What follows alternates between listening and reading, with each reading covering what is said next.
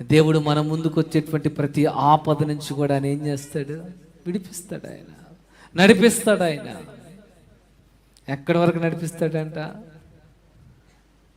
అంతము వరకు ఆయన తోడుగా ఉంటాడు. ఎంతకాలం తోడుగా ఉంటాడు? సదాకాలము నేను మీతో ఉంటాను.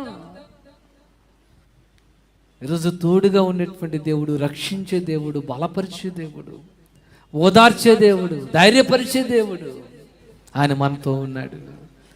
ఈరోజైనా మనం యథార్థముగా దానియేలు వలె మన భక్తి విషయములు ఎక్కడ కూడా రాజీ పడకుండా మనం ప్రార్థన చేస్తే మన ప్రార్థనకు దేవుడు జవాబిస్తాడు.